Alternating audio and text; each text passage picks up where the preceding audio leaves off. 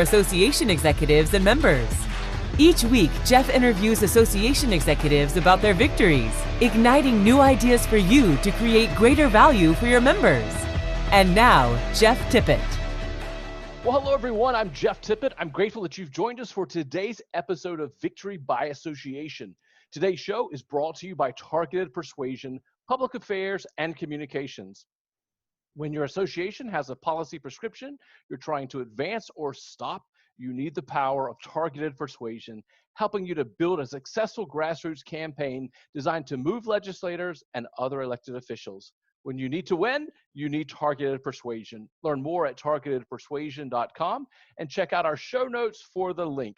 Today, I'm excited to welcome my special guest, Dan DelBianco. Dan, how are you doing?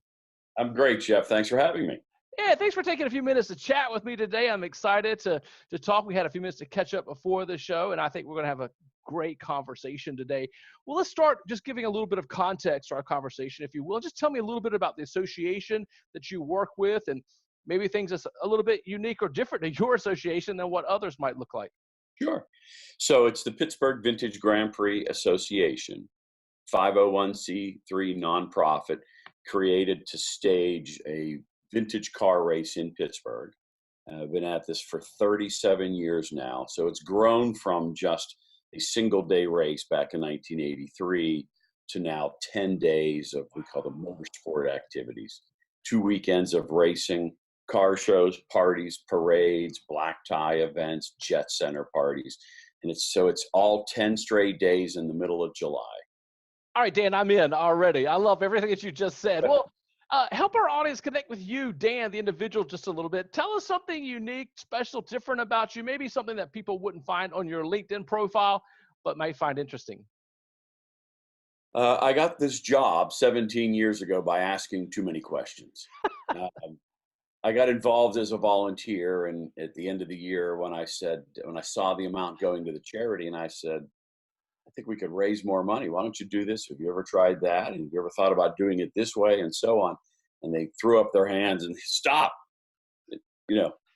We need a person to kind of jump into this role and do it. Do you know anybody? And I said, yeah, me.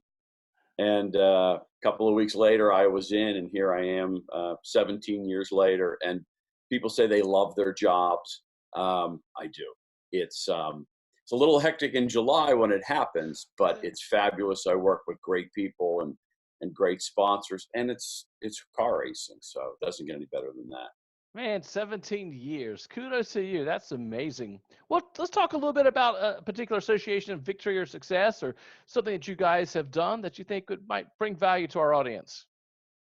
So every year, it's a lot of work to build the race course and make the event happen, because it's the big weekend we do at Shenley Park is a weekend race in a city park.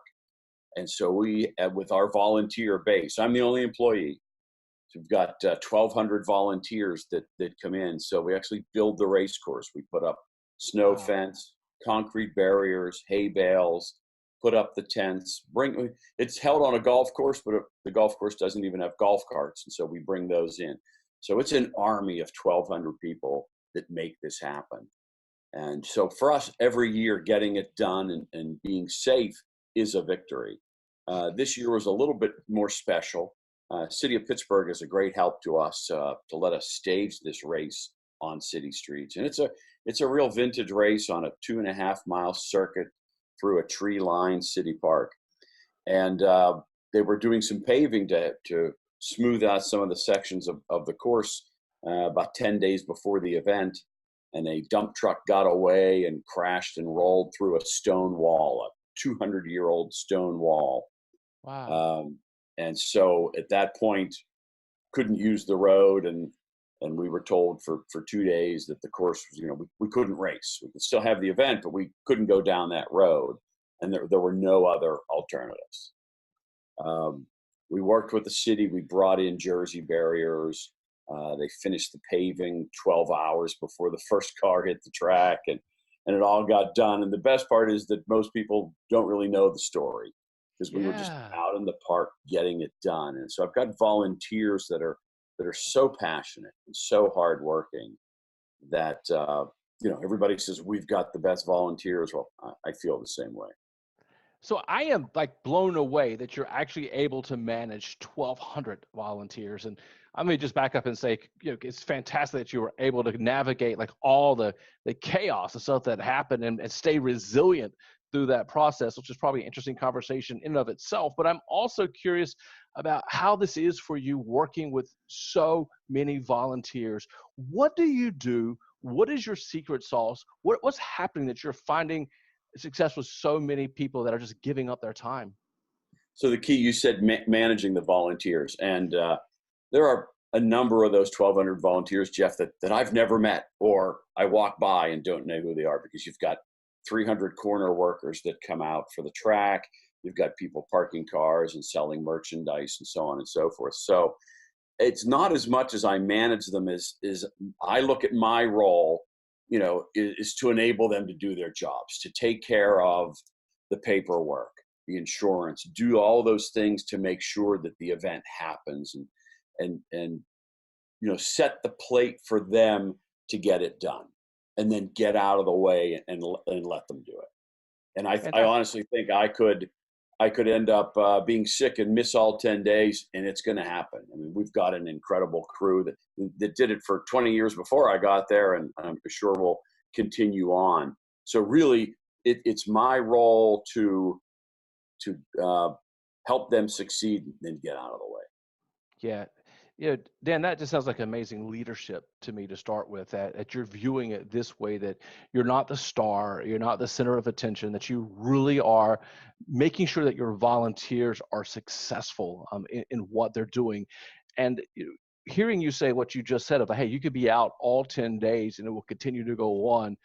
To me, I hear that and think, this sounds like an amazing leader that has people around that can keep things going and hasn't made it dependent upon himself for success, but have made it around the other people. So I think you've given us some really good nuggets here around leadership and what it takes to lead that many volunteers, and putting your focus on the other person. I talk about that a lot from stage, is putting on the other person. And as Zig Ziglar said, we find our success, all that we want, by helping enough other people get what it is that they want. It sounds like you've mastered that. If I started into it, very spiritually driven and led by the serving leader, and truly believe that of really, I'm there to serve the volunteers so that they get the job done. And I often say I'm here to take the blame. Anything goes wrong, it's my fault. That's right. And let the volunteers step up and do it, because we've got 10 days of events, and so there's teams of volunteers that might manage the black tie on one day and a jet center party on another, or a downtown car show. But there are also volunteers that work all 10 days. They schedule this as their vacation every year, and they're there for every single day. And when you think of it, all our volunteers get out of it is a hamburger and a T-shirt to get through that day of the event. It's incredible. Early on, I was talking to a sponsor, probably my second year there, and came up to compliment me after the event. He was from a national auto manufacturer, travels the country putting on shows. And he said, I just want to commend you on this event and the staff that I've met. Your volunteers are incredible. And I made the foolish statement without thinking. I said, yeah, and imagine how much better we could make this if we had paid staff. And he looked at me and he goes, no, you don't get it. You don't get it. He said, your volunteers are here out of passion to get this job done. He said, paid staff is different, and they're watching the clock, and they're there for a different reason. He said, a volunteer is worth 2 or 3 paid staff. And he was right. He was right. That's fantastic. Well, Dan, as we start to bring this into a close, let me ask you any final tips that you would have for other association executives? And I think especially around the area of leadership, since that seems to be our theme here today, and especially leading teams of volunteers. Any other tips that you want to toss out there of things that you've done, or maybe things that you didn't do well and kind of help guide you in a new way in leadership? Yeah, I've learned a lot by my mistakes. The first couple of years, and for me, jumping in and managing an event, which I hadn't done, had its challenges. But it really was mostly understanding how to motivate and get out of the way of the volunteers, and that you can't do everything. And the more I do, the more I take on myself, it's going to be more difficult. I need to find people that want to do it, give them ownership of what a particular event is. Because if I get bogged down in the details, then the whole event is affected if I'm worried about a tent being in the wrong place in the middle of the car show. You got to get over it. You got to move on. Absolutely. Well, let me ask a final question here, or next to the final, I should say. You talked about 1,200 volunteers. I know it's going to be extremely hard to pick out any one volunteer, but is there a particular volunteer that you'd like to give a shout out to, just to say thank you and express some gratitude? I think it's extremely important, especially in our culture today, that we let people know how much we appreciate them and show gratitude. So I can't go through 1,200 names right now, but is there a particular name that you'd like to toss out? So in another week, we hand out checkered flags. We've got 12 individuals that we will recognize. And so that's a very special part of what we do, is trying to pick out certain people, but it's the same issue. Picking 12 out of 1,200 is pretty tough. But when I mentioned the dump truck falling through the wall, we've got one volunteer that's been here the whole time. His name's Bob Borgo. He's the race director of what happens out in Shenley Park. And so he's out there putting up snow fence and moving hay bales and in charge of all of it, and working 20 hours a day. So he epitomizes our volunteer staff, but he also this year did an incredible job. That's fantastic. Well, your whole event, the whole checkered flag, all this sounds amazing. And who knows, maybe one day I'll work that into my schedule to check out some of this, because it sounds like a lot of fun to be there. Dan, as we wrap up here, what's the best way for someone to reach out and connect with you if they'd like to say hello and maybe ask you a few questions? So the one thing I skipped on all of this is that we raise money for charity, for autism charities. And so we're over the $5.5 million mark for raising money. So when the event's done, we pay the bills, and then we give the money to the charity, and we start over again. And so to learn more, pvgp.org, or just Google Pittsburgh Vintage Grand Prix. Our website is loaded with videos, photos, schedules. The whole schedule for 2020 is up there already. The event that we hold in Shenley Park is free to the public because there are so many different access points into the park. So it's a major event for the city. It's the only vintage street race in our country, and it's a major fundraiser. So it's a wonderful event. And for anybody that loves cars, it's a bucket list event. Wow, Dan, you are crushing that. Well, thanks for being my guest today. Thanks for sharing these tips and this knowledge that you have.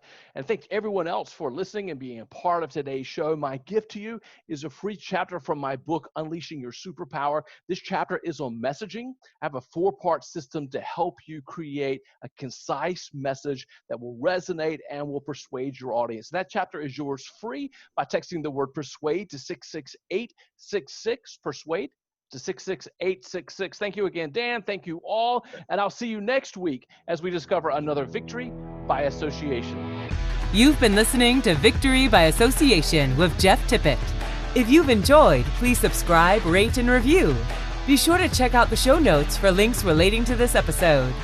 For information about becoming a sponsor or guest, please email podcast@jefftippett.com.